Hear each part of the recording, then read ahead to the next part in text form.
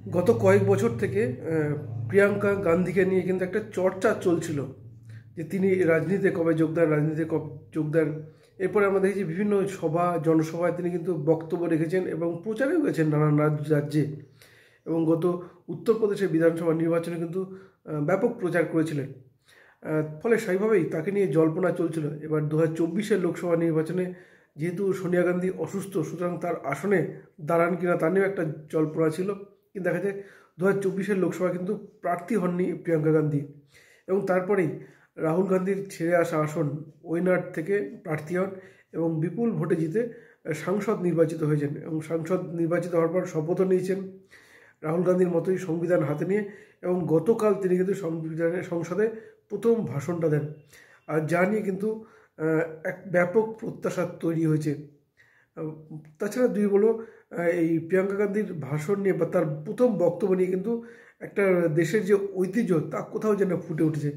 কেন বলছি কথা, সব কিছু আলোচনা করবো আজকের এই ভিডিওতে। নমস্কার, আমি সত্যজিৎ পাল। প্রিয়াঙ্কা গান্ধীকে নিয়ে চর্চা অনেকদিন থেকেই চলছিল যে তিনি কবে রাজনীতিতে যোগ দেন, কবে প্রচার করেন। ফলে এবং বিভিন্ন জায়গায় প্রচার কিন্তু করছেন, কিন্তু কখনো নির্বাচনে প্রার্থী হননি। কিন্তু দেখা গেল 2024-এর লোকসভা নির্বাচনে রাহুল গান্ধী যেখানে 2টি আসন থেকে জিতে সাংসদ হন, এরপর তিনি ওয়েনাড ছেড়ে দেন এবং ওয়েনাড থেকে প্রার্থী হয়েছিলেন প্রিয়াঙ্কা গান্ধী এবং জিতে সাংসদ হন।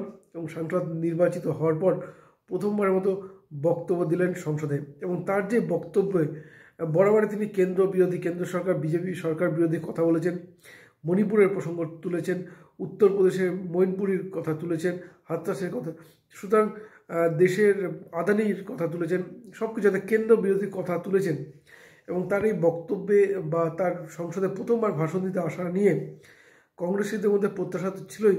এমনকি সোনিয়া গান্ধী তার প্রথম ভাষণ শোনার জন্য সংসদে হাজির ছিলেন তার হাজব্যান্ড, পরিবারের লোকজনও ছিলেন।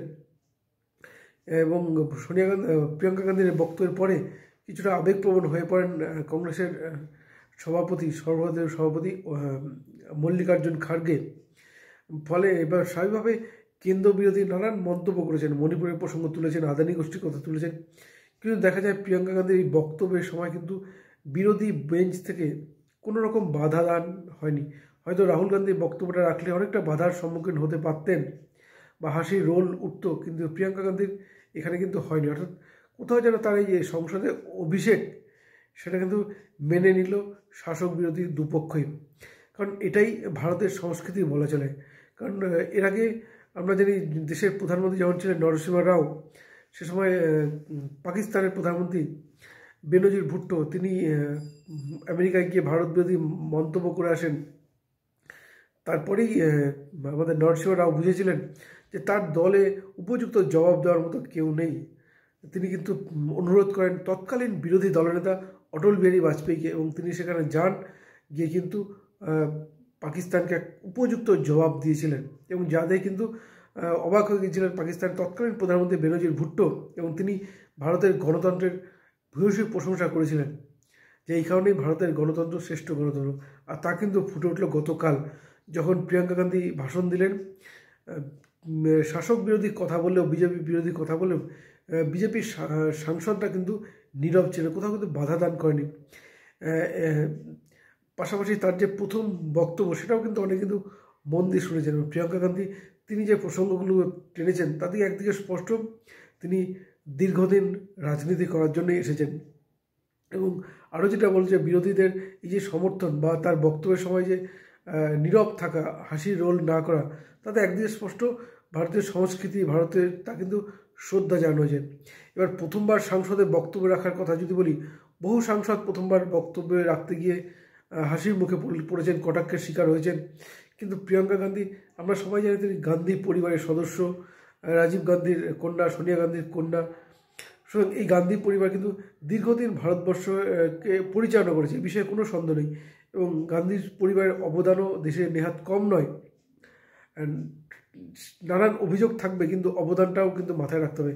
তো এইখানে দাঁড়িয়ে কংগ্রেসের মধ্যে অনেকে প্রত্যাশা তৈরি, কেউ নেতা হিসেবে উঠে আসা, কিন্তু গান্ধী পরিবারের কেউ প্রার্থী হয়ে উঠে আসলে বা গান্ধী পরিবারের কেউ পরিচালক থাকলে, সেটা কিন্তু কংগ্রেসের বিভিন্ন স্তরের নেতা যারা প্রভাবশালী, তারা কিন্তু মেনে নেবেন।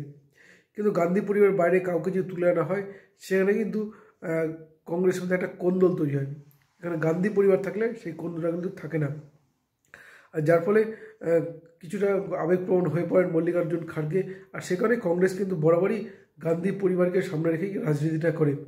আর গতকাল প্রিয়াঙ্কা গান্ধী যেখানে সংসদে তার প্রথম বক্তব্যটা রাখলেন, সেখানে তাকে সমর্থন জানালেন শাসক বিরোধী দুপক্ষই। এটাকেই বলে ভারতীয় সংস্কৃতি, ভারতের গণতন্ত্র।